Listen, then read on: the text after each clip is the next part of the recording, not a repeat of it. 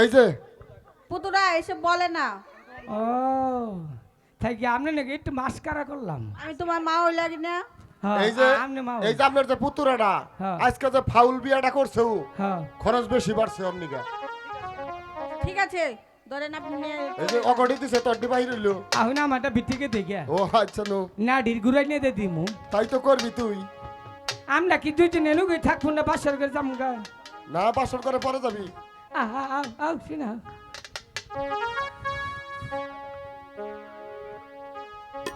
মাগো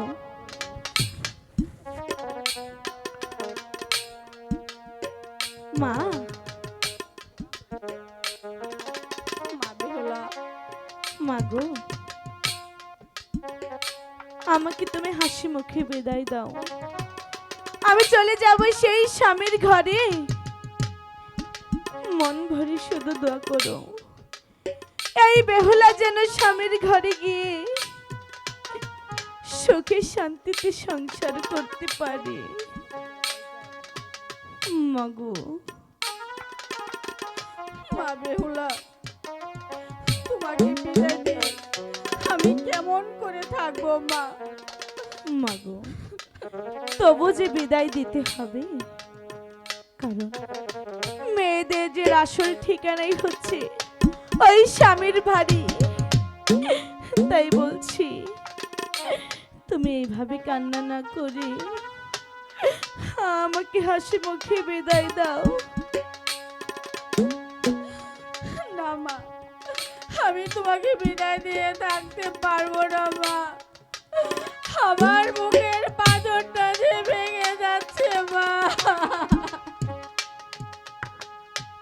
আম্মা বিদায়।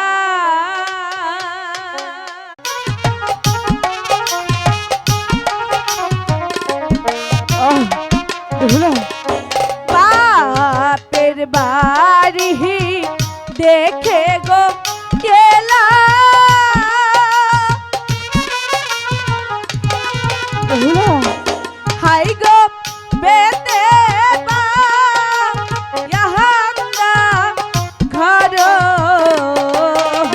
গো হাই গো শ্বশুর বাহারি আইসা গো দেখি লোহার বাসর ঘর। বেহুলা স্বামী আমি কিছু জানতে চাই না বেহুলা, তুমি যেখান থেকে পারো আমার জন্য কিছু খাবার জোগাড় করো না। আমি যার স্থির থাকতে পারছি না। বাপের বাড়ি দেখে গো গেলা আহ! আহ! স্বামী গোলাভ ইহরা ধান বেহুলা হাই গো শ্বশুর বাহারি আইসা গো দেখি এক মুষ্ঠ নাহাই চা।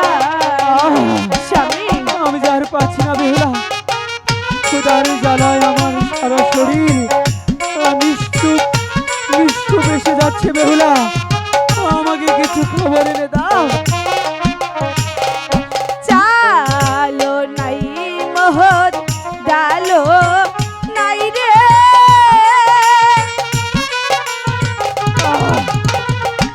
হাই রে নায়কা হাসকের খড়ি গো হাই গো কারো বাহারি যাব গো আমি চাইলে বেহুলা স্বামী কিছু অল্প কিছু খাবার এনে দাও, আমি যাহারে পারছি না বেহুলা, স্বামী আমাকে আমি তো কিছুতেই খাবার দিতে পারবো না। স্বামী বেহুলা এই বাসর ঘরে যে লোহা বেতে তারে কিছুই নেই। তাহলে এখন আমি কি না খেয়ে মরবো? স্বামী বলো না বেহুলা। ঠিক আছে, এতই যখন খোদা পেয়েছে বেহুলা আমার কাছে যা আছে আপনি কি তা খাবেন? তোমার কাছে কি আছে? আমি যখন বাবার বাড়ি থেকে আসি আচ্ছা, আমার মাচলের মধ্যে কি যেন একটা বেঁধে দিয়েছিল, সত্যি বলছো? তাই সেটা আপনাকে আমি দিচ্ছি। দেখি তো। ও, এটা তো নারকেলের লাডু।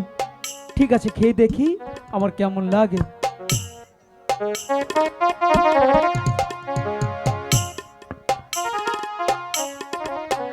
স্বামী, বাহ, তুমি ধন্য বেহুলা।